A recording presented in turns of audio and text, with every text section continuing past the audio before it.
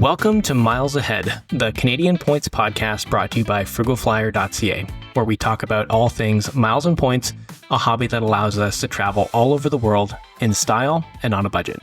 I'm your host, Danny, and today I'm joined by fellow member of the writing team, Quentin, and Frugal Flyer co-founder, Josh. Hey everyone, thanks for having me. Yeah, thanks, Danny. An extra thanks for you continuing your hosting while you're jaunting around the world on the SAS Millionaire promotion. I know you've been doing that for a few days now, so how's it going so far? Where do you find yourself recording from? So it is currently 1 a.m. local time in Bucharest. I have been traveling since Sunday, and I calculated it out. I'm pretty sure I'm at 19 hours in the air and about 72 hours or maybe 96 hours on the ground. So it's been a lot. I'm not even halfway through. I'm actually only 5 carriers in. I still have 10 more SkyTeam carriers to go. So we're chipping away at it. Tomorrow, I'm taking off from Bucharest to Jeddah, and that's where I'm going to cross off another SkyTeam carrier with Saudi Airlines. So yeah, thanks for asking, Josh. It's been a lot, but it's been fun too. I don't think we'll see another promotion like this, and it should go down as one of the most profitable earning opportunities of the 2020s. So hopefully my hunch is right, and those million SAS miles post to my account, and I can get a lot of value from them. Yeah, we're expecting an SAS business class review at some point after all of this. So, hey Danny, I've been following your journey on Instagram. You should drop your Instagram handle right now for our listeners, and they could follow along with you as well. Yeah, so by the time that this podcast publishes, the trip will be finished. I'm going to finally wrap up home if everything goes well on November 25th. This is probably going to come out sometime around Christmas, but I am posting reels of all of my stopovers and then also reels of all of my individual flights or like one day of flights. Like yesterday, for example, I flew from, let's see if I can remember this actually. I flew from Barcelona to Madrid and then Madrid to Paris and then Paris to Frankfurt. It was a very full day. But I am posting everything on my Instagram, which is danny.burks. So that's DANNY dot, as in a period, BURKS. And you can catch up on all the Instagram reels there. All right. And with that introduction done, I'm moving on to our regular segment, Guess That Card. If this is your first time listening, Guess That Card is a game that we play to test my guests' knowledge of rewards credit cards. I provide hints about a specific credit card, and my guests compete in a Family Feud style competition to correctly identify the card that I have in mind using the limited information that I have given. With all of that being said, are you, gentlemen, ready to guess that card? Absolutely. Yeah, let's do it. All right. So for the first round of hints, I've got 3 hints this time because this is a little bit more of a difficult one, I think. The first hint. This is a Canadian-issued card.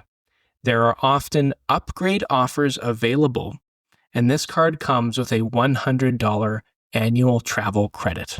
What do you think? American Express Gold card. Hey, there's our winner. Hey. Josh is bumping up that winning percentage to 2 for 3 and 66%. Quentin, just too slow on the trigger, or were you thinking that one too? Oh, we talked about this a little bit beforehand. If it was an American card, I think I might have beat Josh at this, but on a Canadian card, I think I'm a little bit rusty nowadays. Says the man who's living in Hamilton, Ontario. Yeah. All right. Well, that wraps up Guess That Card. But Josh, tell us some of your favorite things about the American Express Gold card and why we might recommend it or why we wouldn't recommend it for an average Canadian. For sure. So the American Express Gold card does come in at a bit of a higher annual fee than what we tend to see on many cards in Canada. So it does have that $250 annual fee. However, it does have some good travel perks, and I'd almost consider it like a good intermediary travel credit card. So as Danny mentioned, you do have that $100 annual travel credit, which can be used for bookings, whether that's flights or hotels through American Express Travel Online. Super easy to redeem. It does also offer 4 complimentary airport lounge visits, 2 Plaza Premium lounges. There are a few other cards that do similar things, such as, we have our CIBC Aventuras and the Scotiabank Passport Visa Infinite card. So that kind of falls within that realm of usefulness for somebody who maybe only travels a few times a year. and still wants lounge access, but doesn't want to commit to an ultra premium card such as, the American Express Platinum card. Yeah, those are all really good points, Josh. But the one thing that I find the gold card lacks a little bit, what I wanted to talk about, is the earn rates, right? Yes, like when I we agree. put it up against the competitor of the Cobalt card, which is kind of its little brother, so to speak, the Cobalt card's actually more expensive overall. I think it's $158 is what the math works out to be, compared to the $150 after the $100 travel credit. But the gold card's best multiplier is 2 times on gas, 2 times on travel, and 2 times on pharmacies. And the Cobalt card, of course, is 5x on groceries and eats and drinks. So I think the gold card does get overlooked a little bit, but you make some good points that for somebody who cares about lounge access and isn't necessarily needing all of those 5x multipliers, it could be a good fit. Yeah, I agree. It's not a stellar pick, and maybe not something I'd recommend right out of the gate if you're solely focused on earning points, but I will say it does come in a gorgeous rose gold color if you don't want the normal gold. So depending on, the intrinsic value that offers to you and being able to choose the color of your card, you might get a little bit more value out of it too. I think it might be the only pink credit card in Canada, so take that for what you will. Now, finishing up with Guess That Card, we're going to move on to Keeping You Miles Ahead, which is a broad overview of miles and points news. And the first piece of news is pretty big. WestJet is tanking their status. Not actually, but they're increasing the status spending requirements. Now, are either of you extremely disappointed by this news, and how much does it impact you? I think out of all the airline statuses in Canada, WestJet is probably the one least worth chasing. There's just not a ton of value there. There have been status matches over the year where I have been able to get some nice upgrades and whatnot, but doing it organically, I would not recommend. So for myself, no impact. I still believe if you're going to chase status, Air Canada Aeroplan is the way to go. Quentin, what are your thoughts? Being an East Coast boy from Ontario, WestJet really doesn't come forefront of my mind when I'm flying. Actually, most of the time, if I'm looking for flights, I would rank even Porter. I would look for Porter. I obviously start with Air Canada and like Josh said, chase for Air Canada. But Porter actually has quite a number of flights flying out of Toronto Pearson and Billy Bishop Airport in downtown Toronto. And I just think Porter, for an East Coast person, makes a little bit more sense than WestJet at this point. Sure. Now, if you're not familiar with the changes, WestJet is increasing the amount that you have to spend to achieve elite status. For the base level, it's going up by 1,000. I believe for gold, it's going up by 2,000. And then platinum is either 2,000 or 3,000 as well. Josh is shaking his head. What do you got for me, Josh? What did I make a mistake on there? No, you're right. I just think it's ridiculous, frankly. I think it's crazy for, like Quentin said, kind of an airline that is mostly useful for us Western Canadians. Like, WestJet is used for me all the time, flying out of Edmonton or flying out of Calgary. But if you're paying cash for that much, I just think your dollar goes much farther with Air Canada in the value that status brings. Yeah. And the important thing to remember is that WestJet status is purely based off of dollars spent, and it's based off of the dollars before taxes and airline fees and all of that. So if you need to spend $4,000 to achieve status, it's really more like $5,500 or even $6,000, depending where you're flying. And I mean, it's the same thing with Air Canada for sure. But there are different ways that you can accrue SQD and different ways you can accrue SQM to make that a little bit easier. And then the other piece of news that we have here is Marriott is granting a soft status landing. So a soft status landing is essentially the best news for people who were not going to naturally accrue status again in the following year. So for example, to accrue Marriott Platinum status, naturally, you have to stay 50 nights. Now, if you only stayed 15 nights or maybe 20 nights through 2024, and you were a Platinum member in 2024, you're not going to drop down to silver status. You would only drop down to gold. So this is quite nice that Marriott is offering that. So if you're down on your Marriott stays, and let's say you were a Titanium this year, but you're not doing any traveling at all, you would only drop down to a platinum, which will still get you all of the free breakfast. And you can read up on all those breakfast benefits. Jeff put together a really nice article on everything to expect from those. Now, the last piece of news we have is from Singapore Airlines. And Quentin, you want to jump in on Singapore Airlines news? Singapore is going to be retrofitting their A350 cabins to include new business and first class seats. Unfortunately, it doesn't look like we'll be expecting to see these soon if you're flying on Singapore Airlines. Spring 2026 is the target for the first ones to take flight, and in 2030 is the expected completion date for the entire fleet. And if you're curious about what the current Singapore Airlines business class is like, take a look at the show notes where we have a link to our review posted. I've actually personally flown this aircraft on the world's longest flight from New York JFK to Singapore Changi. It was 18 and a half hours of excellent service for only 87,500 Aeroplan points. And that's all we have this episode for Keeping You Miles Ahead. Our next section, Promo or No-Mo, which is a recent review of loyalty programs and if they're worth pursuing or if you should pay no more attention to them. We're actually skipping over Promo or No-Mo this episode as there's no promotions running at the moment. That will still be relevant by the time that this episode is published around Christmas time.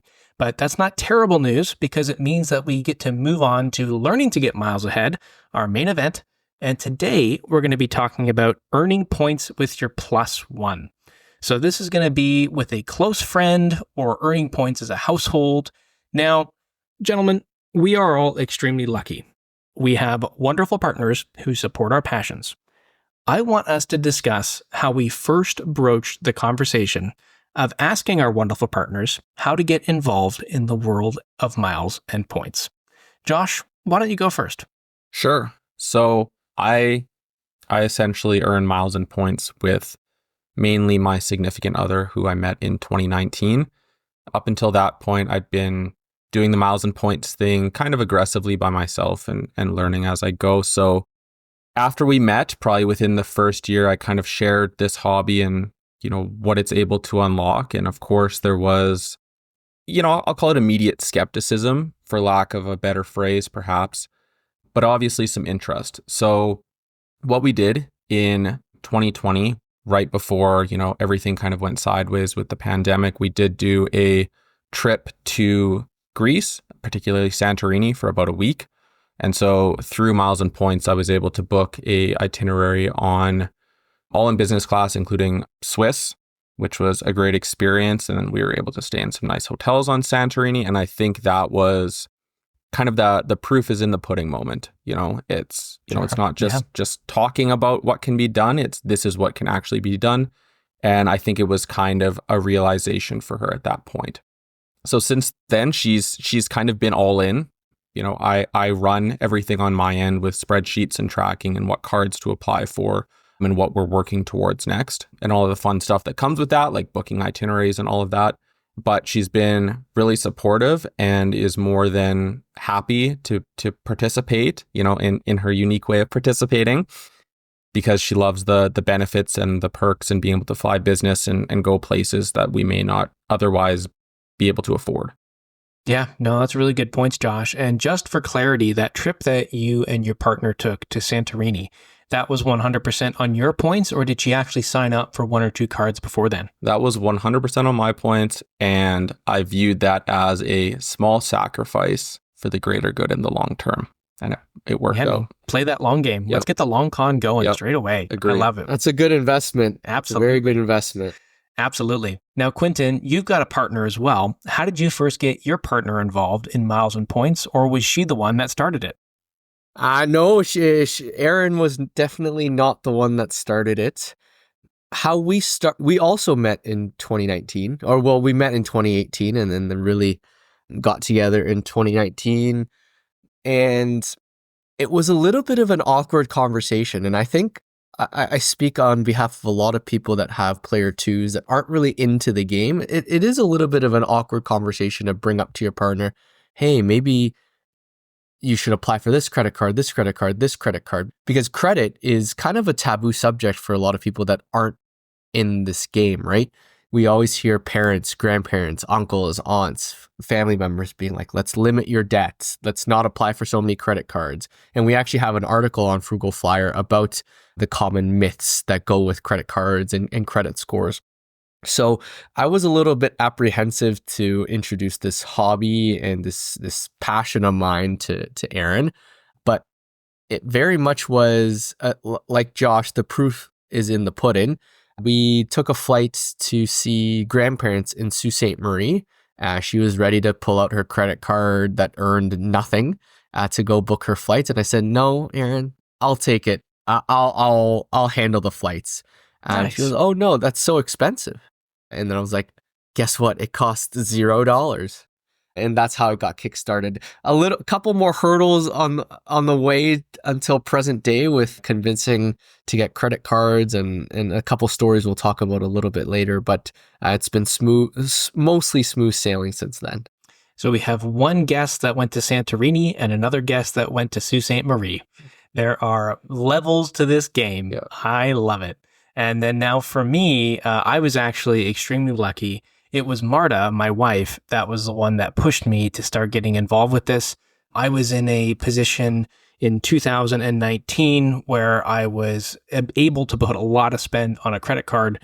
And I was so proud that I could put $1,200 towards this vacation for us to go watch a football game in Seattle. And when we got back from that vacation, Marta said, you spent so much money on this credit card to earn all of these points, and it only got us $1,200. I feel like there's more rewards available somewhere that we can start to earn. And that led me down a rabbit hole to understand what American Express Canada was and whether I should get the gold card, which is the only pink credit card in Canada, was very cool, or whether I should get the American Express Cobalt card, which was made of recycled plastic rather than metal. I mean, who wants that? But I did end up getting the American Express Cobalt card, figuring out I could use them for business class flights, and now I'm hosting a podcast about miles and points. It's amazing how these things work in the world. And now, Quentin, I want to quickly go back to something that you mentioned. You said a player two. What is a player two? What are you referring to when you say that? Yeah, so what a player two is, we refer to it as player one and player two because it really is kind of like a video game here that we're playing with miles and points. Player two is the other person you're playing this game with. Oftentimes it's your partner or your spouse. Other times it could be a close family member like your mom or your dad. You don't have to limit it at 2 players either. You could expand it to 3, 4, 5, 6 if you have that many trusted people in your close circle. Yeah, thanks for that explanation, Quentin. Now, Josh, how many players do you have in your ecosystem? Kind of a weird setup in mine. So mainly it's myself and my significant other, and we go hard in both Canadian and US cards. I do have we'll call it an orbiting P3, okay, who is a parent, and she kind of waffles in and out of, if the offer's easy, if it's good, she's interested. If it requires a bunch of spend, she doesn't really care. And a lot of her travel is more so focused on like North American domestic. So it really doesn't require a lot of effort to earn, enough points to go down to Vegas for a few days flight wise, Yeah. Like she's not trying to do round the world or anything crazy. She's just, happy to get away for a bit. So I find with the P3, it's a little bit more of, passing relevant offers that I know that they would be interested in versus P1 and P2, which is like grab everything that sounds good. Yes, I am 100% on board with that. Now, let's say that your P2 is on board for signing up for cards, but they don't super love the idea of having to be on the phone doing product switches or, God forbid, even canceling a card. What have we done in the past to make things as simple as possible for our partners? Quentin, I remember actually you told me a story of Erin, your partner, asking for a retention on her Amex Gold card. Does that ring a bell? Am I remembering that correctly? Yeah, that was one of her first, I think that might have been her first American Express card into this world of points and miles.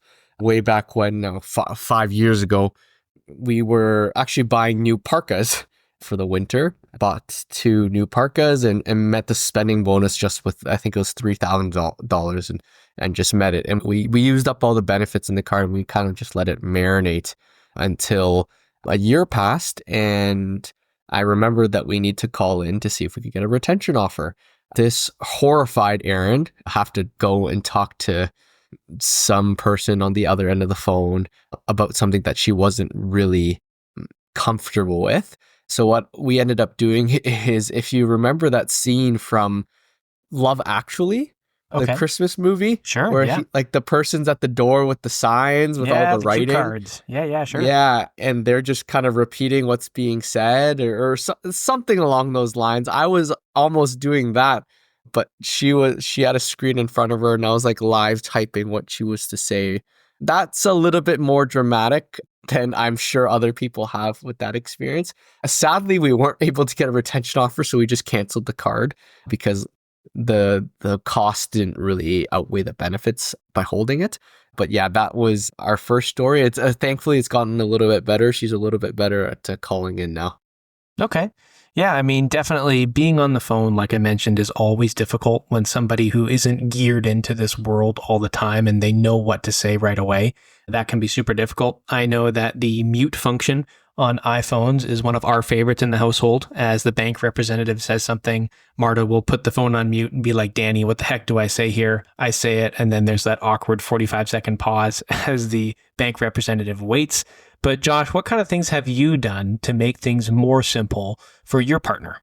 So obviously, best case scenario is you apply for a card online, you get approved, no need to talk to the bank. It's easy. You can maybe even close the card online down the road. Super simple. Love those financial institutions that operate in that way. Mm-hmm. Not a reality with many of the banks. So she's come to terms over the years that if she wants to take these trips, there's going to be that partial participation, as I like to call it. So anytime that a call needs to be made, whether it's, additional verification is required to be approved for the card, or it's a bank that you can't cancel via online messaging and you need to call in, I literally will type up a script, kind of a Coles note. So I'm not doing cue cards at this point, but I like that idea. But I kind of type out a script that includes all relevant details. So it's like you're calling this number, this is the card you're calling about, and then just like 3 or 4 bullet points as to like what we're trying to accomplish. Okay, I need you to close a card. So tell them you want to close a card. If they ask why you want to close the card, you just say, I'm just consolidating my finances, or I need to reduce lines of credit, or anything like that, right? Like for people who have gone through these calls enough, you kind of know the way they're going to go with reps. So it's really easy to prepare a significant other. We do also use the mute function quite a bit, and I'm usually sitting right there with her. Like if there's anything that goes sideways.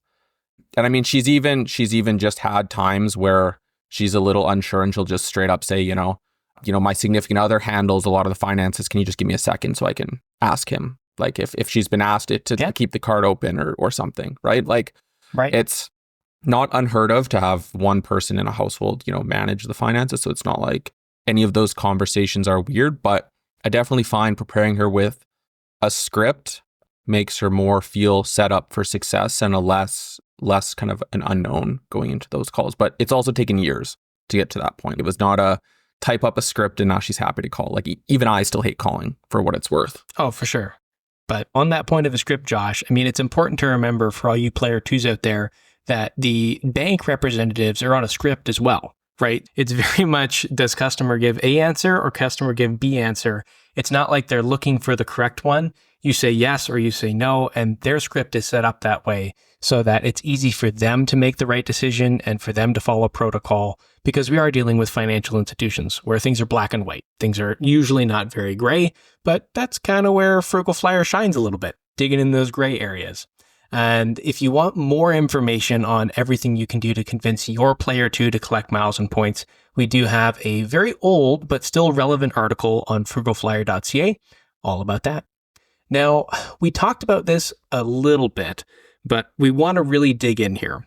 One of the best advantages of having a player 2 or 3 or 4 is that you can collect a bunch of points for referring them to cards that they were going to get anyway. So I first want to start with Canadian cards, and then we'll move into the US market, but first just focusing on Canadian ones. Who in Canada, as a bank, offers referral links? Anybody have any ideas? The one that jumps out to my mind, both is the primary player, I would say, in Canada with referral links would be American Express. Yeah, I think they're the only one. I mean, I did a pretty good amount of research on this, but Josh, do you care to correct me there if I'm mistaken? That's all that I've run across. So anytime I'm working with a P2 or other players, American Express referrals are obviously the best play. If it's any other financial institution, I look to any number of the cashback websites in Canada, including Frugal Flyer rebates. You might not be able to get a referral bonus, but even if you can make $50, $100, $200 on the approval, I mean, that's pretty damn good as a replacement. Yeah, totally. Yeah, for sure. But just because there's only one bank that gives referral links doesn't mean that it's a very small pool to pull from. Like, for example, I think I've gotten as much as 150,000 points from only 4 credit card signups. And this is like not me signing up for a card, but my wife, Marta, signing up for cards, and both my parents signing up for cards has sometimes given me 150,000 points during the double referral bonuses that Amex Canada often runs. Now, I do that and I've gotten those points because I'm referring from the right cards. So it's important to know that it's not just the Amex Cobalt card that can refer to the Amex Cobalt card. You can, let's say, have a business gold card, which is easy to get as a sole proprietor, by the way. And you can earn 15,000 points for referring somebody to a $158 annual fee card, which really just blows my mind because those 15,000 points are worth as much as $300 potentially if you use them in the right way. So referring from the right card is important. And other than the business gold card, does anybody else have any other favorites in Canada that they like to refer people to other cards from? Yeah, I think the business plat is also a big standout. Yes. It refers to a ton of different cards. I think I'm not sure what the bonus is at right now. Danny, maybe you can jump in, but I know it's fluctuated over time. The referral bonus or the sign-up bonus? The referral bonus? Yeah. So on the Business Platinum, it's 20,000 points. And when the double referral bonus happens, you can get up to 40,000 points for a single referral. Yeah, no. Yep. So that's basically how I got those 150,000 points from 4 credit card signups. I did 3 business platinums to actually a P5 in this case. We went pretty hard, just like Josh did there. And so that was 90,000 points. And then I ended up, actually, I lied here a little bit. It was 5 cards. I got 2 more referrals from a business gold to bring me up to that 150,000 points total. So that was a huge win overall. And it was just people signing up for regular consumer platinum cards. Again, you don't have to sign up for a business platinum when you sign up through a business platinum referral link.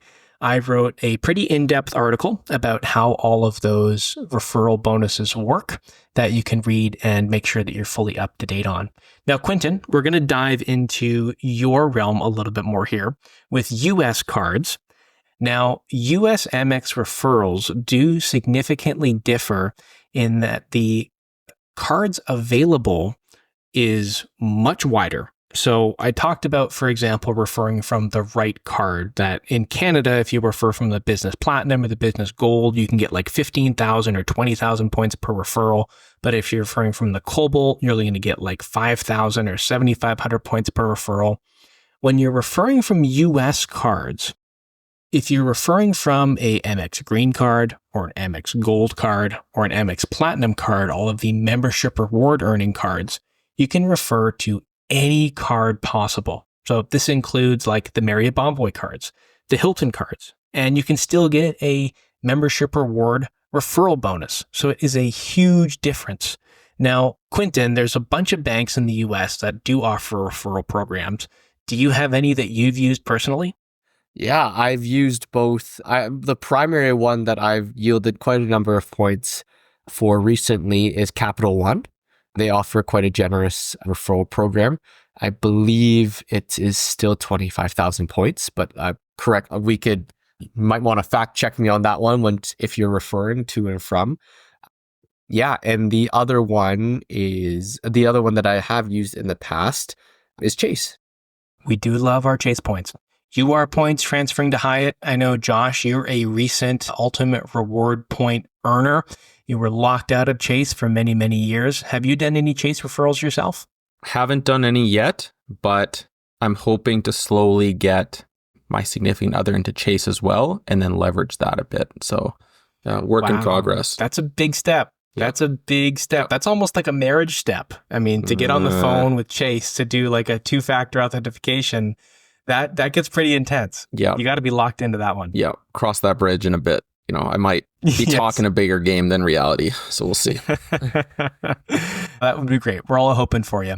Now, the one thing that differs significantly in the US, not only with US MX referrals, but with every single bank that offers the ability to refer, you're going to get taxed on those points. Now, how does everybody deal with that 1099 MISC form that comes in the mail? And how do we file for taxes on those incomes that we earned? Yeah. So I'm pretty familiar with this. I usually get like 2 or 3 referrals a year, nothing too crazy, but with them being taxable and with wanting to remain compliant, essentially it's easy enough to just go through an online only US tax software and just not submit any other income or anything.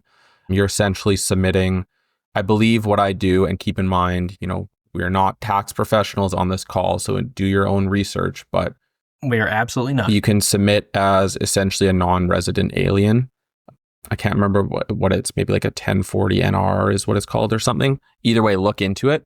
But through doing that, I'm just able to key in those 1099 MISCs, however many I've received, and then you pay a little bit of tax on it. But even the tax that you're paying on it, the points that you're getting from that far outweighs the little bit of tax. So it sucks to have to do that. And there may be a small fee for the service that you're using to file digitally, depending. But it's a small price to pay for, if you've managed to accrue, 100,000 MR and you have to pay like, $200 on that or whatever. It's not a big deal in the grand scheme of things. Like, you're still getting good value. Yeah. And I mean, usually what these banks end up valuing the points at is 1 cent per point or even less. So Josh, in your example, earning 100,000 membership rewards points, I think they would end up valuing that at $1,000 of income. So yeah, you would probably pay $200 or less than in taxes. So of course, those points are worth significantly more if we're using them properly, as you should be if you're listening to this podcast. So nothing too much to worry about. Now, once you've got your player 2 or 3 or 4 collecting all of these points, the idea is that you're earning points together so you can each pay your own way, or let's say you sign up for a whole bunch of Marriott cards and you then want to use them in one account to go on a very nice trip to the Maldives, for example. Let's talk about which programs will allow you to combine points. Now, I know we're all big Marriott fans here. Does anybody know off the top of their head how many points you can transfer from one member to another? Marriott allows you to transfer up to 100,000 points to another member per calendar year, but they do cap you at a lifetime of 500,000 points on your specific account. So once you hit that 500,000, I'm afraid you might be out of luck. That's right. Yeah. So once you get 500,000 points transferred out of your account each year, then you are stopped at transferring points. Now, if you're able to accrue 500,000 Marriott points in 1 year, I'd like you to join me as a guest on this episode because we would love to talk to you about all of your tips and tricks on how you've done that. 500K Marriott is a lot. And if you have that many membership rewards points that you're transferring to Marriott, I would also like to have you a guest in this episode to audit your points habits because that is an insane use of membership reward points. Our second favorite hotel brand would be Hilton. Now, Josh, what does Hilton have for allowing you to combine points? Hilton in general as a program seems very generous and member friendly a lot of the times, and their combining points ability is no different. So Hilton members can transfer up to 500,000 points per year to another member, which is a massive amount that pretty much gets you a 5-night stay at some of the best Hilton properties in the world. And they can transfer up to 2 million total per year. So Hilton is a really easy program to earn in and combine points. It's a few clicks online. And so if you, for example, had one member who has diamond status, but 2 people are earning and they always travel together, literally just funnel all the points to the person with Diamond. They make the bookings and you benefit from the status on those stays. Yeah, speaking of earning on Hilton stays, Quentin, you had a Hilton stay recently where you got a ton of points, right? Yeah, I ended up staying at the Hilton Tulum All-Inclusive Resort, which I went with a bunch of friends and my partner. And somehow, I guess they're not really into the points and miles game, so I offered to pay for all of their hotels and they would pay me back. And I used my Aspire card, which is, I think, bang for your buck, one of the strongest hotel earning cards out there. We had our Hilton Gold status on there, earned 12x points per dollar if I'm not wrong. Spent No, you got that right. Yeah. 12x Hilton points per dollar spent. I think the total bill was maybe $6,000. So between the many friends that we went with, it was pretty great. Gotta love when you can earn on spend that doesn't cost you anything. Yeah, the Hilton Surpass earning 12 points per dollar at Hilton properties is an excellent earn rate. And then our final hotel chain that I want to talk about before we move on to airlines, not super relevant for Canadians if you're not in the US card game, unfortunately, but Hyatt, of course, is a transfer of Chase Ultimate Rewards. And Josh, as a newly minted Chase card holder, do you know how many points you can transfer from your Hyatt account to your partners? So if you thought Hilton was friendly, Hyatt's even better. You can just transfer however many points you want. Doesn't matter. There's no limit. There's no restrictions. So if you end up being able to accrue Ultimate Rewards and in turn World of Hyatt points through transferring, there's no issue merging everything into one account as many times as you want per year for however many points. And I think it's important to note that we have 3 main hotel chains here, so Marriott, Hilton, and Hyatt, and you can combine them all. So please make sure if you're participating with a player 2, take advantage of that, because as Danny will explore as we get into airlines and frequent flyer programs here, they're not all as generous. That is 100% correct. Now, the one thing that I just want to make known about Hyatt, if you are invested in that ecosystem, they have something called a brand explorer, where it might actually make sense to earn a stay or credit a stay to somebody who doesn't have status so that you can earn free night certificates. Now, I vaguely remember Jeff writing an article about this. Josh, can you correct me? Does Jeff have an article about Brand Explorer? He has an article that may not just be about Brand Explorer, I can't recall, but one that contains it. So we can definitely put that in the show notes. Yes. So if you're curious about Brand Explorer, if you are going to be staying at a lot of Hyatts, worth digging into that article and understanding what Brand Explorer is, because you can earn free nights just by staying at 5 different Hyatt brands. And I think there's like 20 different Hyatt brands. So you can earn like 4 free night certificates just for making stays that you were going to make anyway. And then the cool thing about Hyatt, they also allow you to transfer those free night certificates. So you can earn those free night certificates on things like Hyatt Place, Hyatt House, and then transfer those free night certificates to stay at, say, like a really cheap Park Hyatt that's a category 4. Use the globalist status that you have with the other member. It's a pretty cool system. Now, moving away from hotels and into airlines, Air Canada's own Aeroplan. We make fun of them a lot, and here is something that we can make fun of them for again. Their family sharing system is awesome if you set it up before the middle of 2022. Quentin, what happened in the middle of 2022? I was one of the lucky people that have it, so it really helped our household combine our points. But Aeroplan put a pause to their family sharing for, I don't remember what the press release reason was for that. I think it was to revamp the system or add security measures, but they paused it and it never came back. That's right. Yeah, so it's allegedly supposed to come back in the fall of 2024. We're recording this on November 15th, 2024, and it's still not back. So we can make fun of Aeroplan some more. Actually, Aeroplan's IT is so bad, just to quickly jaunt off, I'm currently doing that SAS Million Mile Challenge, and I booked a business class flight for 20,000 points that should have cost 25,000 points, that also priced at 45,000 points.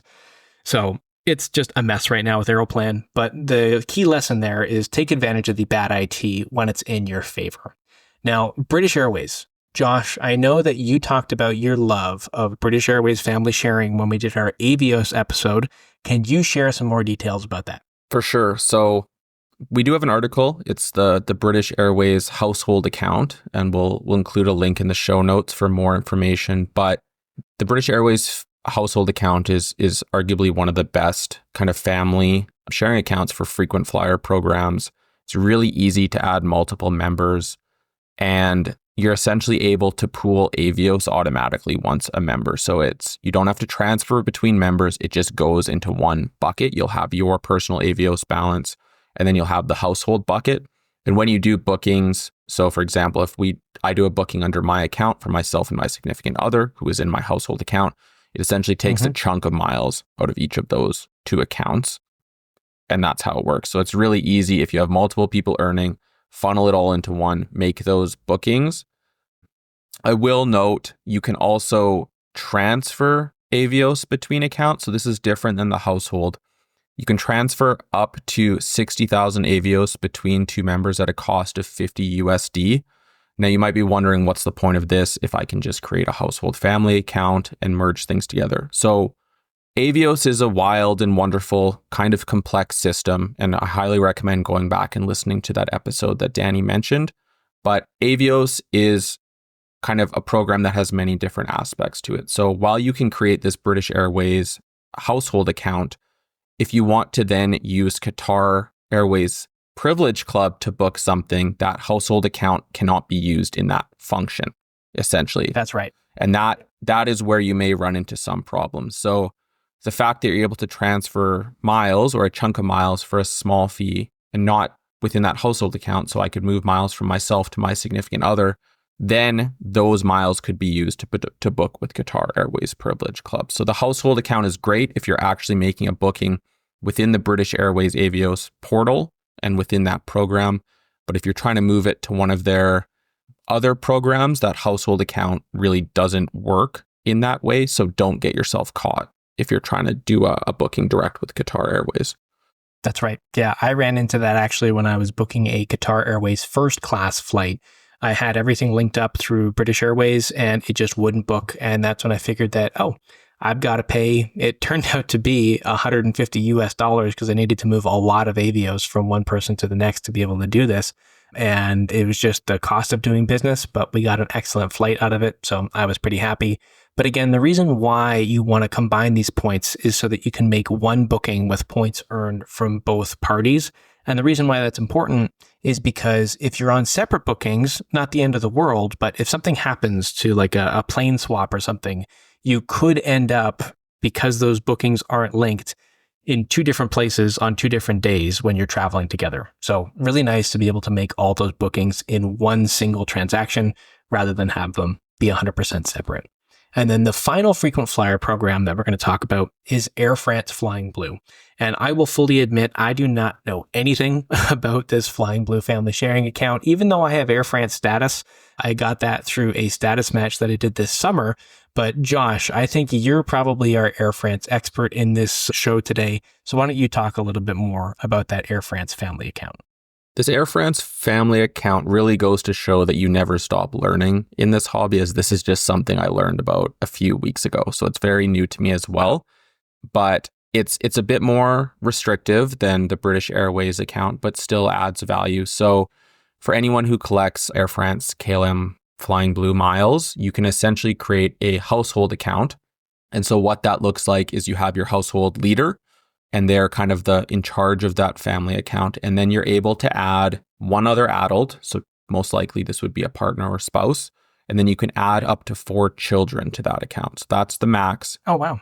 So you can't add, British Airways allows you to add a bunch of adults if you want. So you can get very lucrative with this, where it's not the case with Air France. So you're able to set up that account, invite members, and then how it works is it's not a pool. You actually need to physically click buttons to transfer miles between the accounts. So how it works is the leader can receive miles from any of the members, and the leader can transfer miles to any of the members. Members cannot transfer miles to members. So it's very, very important that you pick the right person essentially to lead, because then everything can funnel up to them to make the bookings. But, Yeah. for example, you can't have, if I'm the leader and my spouse is the other adult and then we have a child on it, the child cannot transfer miles to my spouse. Child has to flow miles up to me. So there's a bit more complexity there. The value is still there for sure. I mean, any program where you can transfer a pool at no cost is a huge win, but it just adds another level. And we do have an article that should be out by the time this is live. So we'll include it in the show notes, but it's quite quick to set up. And I highly recommend taking advantage of any household accounts for frequent flyer programs where you can. Amazing. Yeah, no, good point, Josh, that you do learn something new all the time. I have Flying Blue status and I had no clue how any of that worked. So cool stuff. Now, we've talked about how to use referral links and the best practices for those. Once you have all of your points, now we've talked about how to combine all of them. Moving on to now hotel status. So, of course, if you're traveling together, you don't really need to double up on hotel statuses. And what this means is if one person in the household is a Marriott Platinum member, the other person doesn't need to chase up to that status, because if you're going to be traveling as a group, it doesn't do you any good to have two people having the same status. The other person can just be a Marriott Bonvoy member without any status, and they'll still get the free breakfast that's included as part of that Platinum benefit. So it's a good idea to, let's say, have one player gain status in Marriott with the Bonvoy Brilliant card, and then the second player could, say, get the Hilton Aspire card. Or you could just be like Josh and hold 5 Hilton Aspire cards between two people. That's a little bit off topic, but I think it goes to show just how much of an expert Josh is. And Josh, do you care to talk a little bit about why you have 5 Hilton Aspire cards between the two of you? For sure. So we're currently at 5 and each looking to actually add another in December. So we'll be up to 7. 7 Hilton Aspire cards. How much in annual fees is that, Josh? God, like it's got to be around 4K USD. But that doesn't really matter. That doesn't matter. Why doesn't it matter, Josh? Because why doesn't it matter? The Hilton Aspire, like Quentin said earlier, is truly one of the best cards out there. So you get a free night every year, which is great. So you get the welcome bonus. That's wonderful. You get a free night every year, which Hilton free nights can be used almost anywhere. So, you find a property that's worth $2,000 a night, redeem your free night there. Yeah. As long as you can find availability. The World of Stories, Beverly. Yeah, it's great. Easy. But it comes with a ton of credits too. So you get a semi-annual Hilton resort credit that, if you do a bit of digging, you can just liquidate into cash. It comes with a quarterly flight credit. Again, if you do a little bit of digging, you can liquidate that to cash. And so now in a first year, it's very easy to earn back far over what you've paid for the annual fee just with those credits, depending on how you do applications. And you're left with a ton of points, Hilton Diamond status, which is great, and free nights. I would hold as many as I could. I hope I get buried with those cards when my time has passed. They're integral to how I travel, to say the least. That's pretty awesome, Josh. A Hilton Diamond member times 3, maybe even times 4 or times 5. Pretty cool. Now, I think there's also an argument to be made where you might actually want both people in the household to have the Marriott Bonvoy Brilliant card that I mentioned earlier. And the reason I say that is because each of those Bonvoy Brilliant cards come with an $85K free night certificate. And I did write an article about this, the best properties to use those $85K free night certificates. They can be used best in batches of 2. The properties that cost 85,000 points per night are usually very expensive in cash. So if you want to stay more than just one night, like let's say you want to go for a weekend away, you've got to either be ready to pony up $600 to $1,000 for the second night after your first free night with that 85K cert, or you've got to have another 85,000 points in your account to stay that second night without paying the cash. So if luxury hotels is something that you are trying to maximize, particularly with Marriott, like if you want to go to St. Regis properties, I would say it could make sense why both people in the household would want to justify having that card. But strategy around hotel status is really important. Quentin, do you have any experience with strategizing in hotel status in your house? Unfortunately, I don't have much experience in this. We, much like what you described before of just one person holding status, funneling all the points over to them. Yeah, we just do that. I think My partner is into Chase cards, but not into any of the Hilton cards. And we prefer to stay at Hilton's because of gold status and on-cash bookings and a variety of other reasons. So we primarily just, like you said, I think one of the easiest ways to do it, funnel it all to one person. It kind of alleviates some of the headache for your player two. But if you're next level, you could get quadruple diamond status like Josh on each one of your players, and that would be a kind of a flex. Now, Quentin, you did mention gold status with Hilton there, and you were talking about the Hilton Surpass card earlier. Is there any particular reason why you haven't made the jump into at least one Hilton Aspire, where Josh has 5? I'll give you the truthful reason, and then I'll give you the reason I rationalized in my head. The truthful reason is I'm unfortunately in Amex pop-up jail. Oh, no. I was waiting for hopefully an email or an offer to pop up on my Amex dashboard saying upgrade to the Surpass card for X amount of points. But I don't upgrade to the Aspire card. Yeah, upgrade to the Aspire card for a certain amount of points. Right. Thank you for your correction. Unfortunately, I don't think those are very common nowadays. I haven't seen one in the time that I've been in Amex pop-up jail, so I digress. I really want one, but the reason I rationalize it is that I think the Surpass card is, again, the best bang for your buck, and gold status actually gets you a lot of what you need if you're not, especially in North America. Diamond status diamond status has its limits in North America, I think, because so many people have access to diamond status because of this credit card. Sure. Gold status, I think, gets you much of what you need. You get a dining credit, and you get credits towards Hilton that you can liquidate, like Josh said, to basically actually profit $50 at the end of the month, at the end of the year. Yep. So that's my reason I tell when I don't want to get embarrassed about being in pop-up jail. You gotta definitely hit me up for some of those no lifetime language links if you want to get around that, my man. I've been waiting. I've been procrastinating for that, but I'll be in your DMs soon enough, my man. Yes, Josh makes an excellent point. If you don't know what no lifetime language offers are, they are a wonderful way to be able to get around that Amex pop-up jail. We do have articles on pop-up jail, or what I like to refer to as pop-up prison. I think that's a much more fun-sounding acronym than jail. But articles on pop-up jail, and then also articles on no lifetime language. That'll be in the show notes. So if those are foreign and you want to learn more about them, you will be able to do so. Now, in my household, I was giving Quentin a hard time that he doesn't have an Aspire card. We actually do exactly what I was talking about at the start. So I am currently holding the Bonvoy Brilliant card, and I have platinum status with that, but I actually stay enough with Marriott where I have titanium status.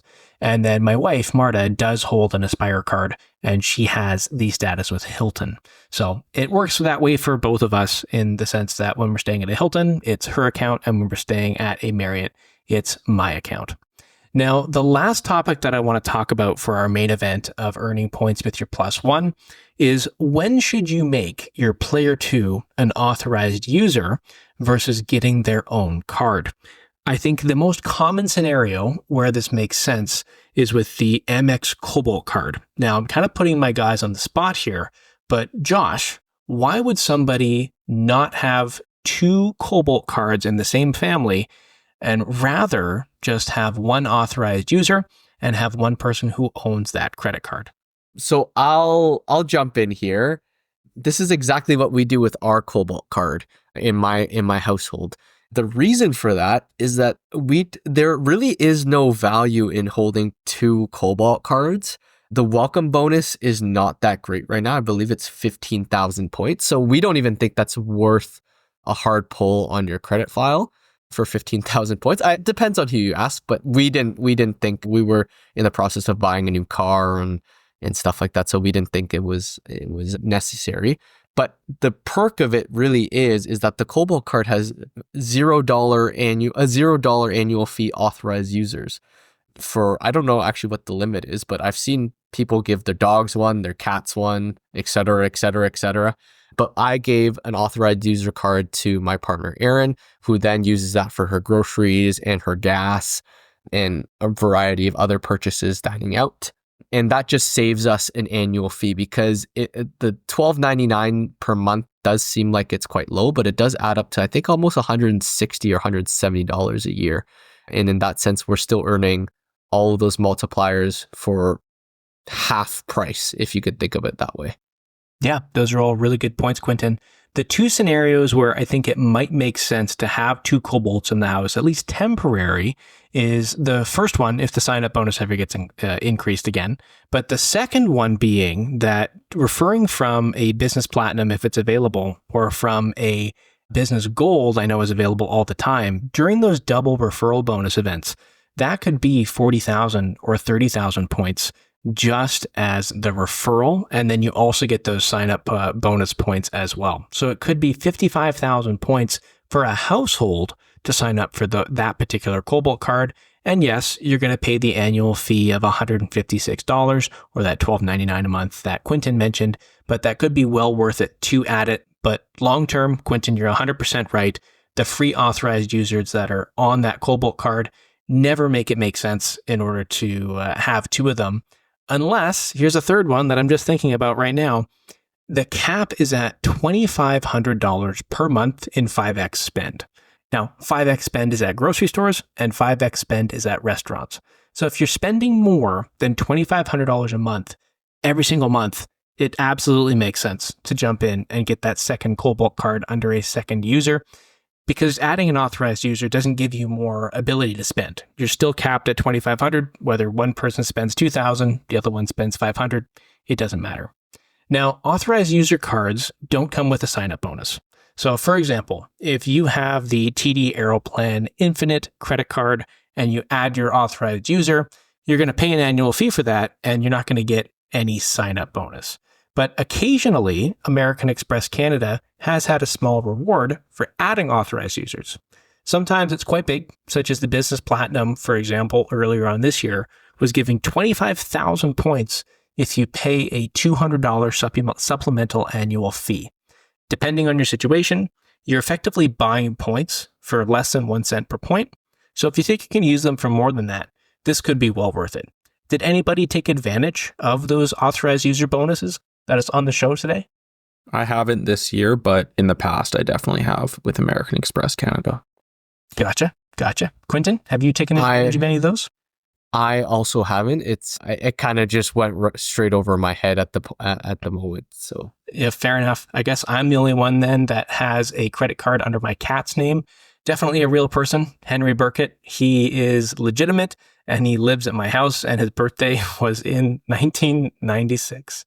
And then finally, to finish off this episode, that will wrap us up for the main event, how to earn points with your +1. We are now going to move on to our question of the month. And our question of the month this month comes from Gabriel. Hi, Frugal Flyer team. I loved your episode on Aeroplan, but I'm having trouble finding partner award space out of Calgary. I want to fly to Munich for Oktoberfest this year, but my award searches only show dynamic pricing. Do you have any tips for me to find those reasonably priced Lufthansa flights? I'll take it. Any ideas? And then I'm going to pass it back to Danny because I think he's flown them more than perhaps both of us on this episode combined. But if I know where I want to go and I know the carrier I want to fly, my first step is always to go to Flight Connections and look at the potential routes. So if you go to Flight Connections, you don't need a premium membership. You can simply use the drop down to select the airline that you're interested in, and you'll see all of the routes that they fly. We do have an article on Flight Connections and how to get the most out of it, and we'll share that in the show notes. So once you've looked at those routes and you've figured out what would work from Calgary, or maybe you need to do a slight positioning flight somewhere else, I would go and throw all of the possible combinations into seats.aero, which is one of the best award search tools. So if you're fine with originating out of Calgary, maybe, Toronto, depending on your willingness to book a positioning flight, you could throw all of those in there, select your date and select a range. SeatsAero is one of the tools that I highly recommend paying for Pro for, because it opens such a greater range and you can do a lot with setting alerts and whatnot. Then I would just, whether it's setting alerts or checking regularly, things come and go when it comes to availability. So if you're planning far enough out, and searching, I think the odds are good. It also depends on how many people you're trying to find seats for, as finding a seat for 1 is very different than seats for 6. Definitely. But that would kind of be my approach if I was going down this road to book a trip like that. Yeah, I think you made a lot of good points, Josh. I think what's happening here, Gabriel, is if you're looking from YYC to MUC, there's no direct flight that a partner operates on that particular route. So probably what's happening is Air Canada is just defaulting to the most direct route that you have, and they're only showing you options through Toronto per se, and then it's all dynamic, of course, because you have to connect from Calgary to Toronto on Air Canada. What I would recommend that you do is search those routes on flight connections that fly from Munich to somewhere near Calgary, and you can probably find those Lufthansa flights there. What you can then do is find a flight that's reasonably priced from Calgary to that hub airport, like a Seattle, like a San Francisco. And generally, you should be able to call into Air Canada and get them to price that, or I should correct myself, call into Aeroplan and get them to price that all as one itinerary. It might still screw up and do dynamic pricing. That's when you'd want to get in with a positioning flight. And if you don't know what a positioning flight is, we're going to have all of those in the show notes as well. That's pretty much all we have for this episode of Miles Ahead, earning points with your +1. Thanks for tuning into this episode. Don't forget to subscribe and leave a review on your favorite podcast platform. If you have any questions about the episode or anything we talked about, please be sure to leave us a comment on the episode page on frugalflyer.ca. And if you have a question you want us to answer on air, you can submit it at frugalflyer.ca/podcast. Thanks, everybody. We'll see you next time.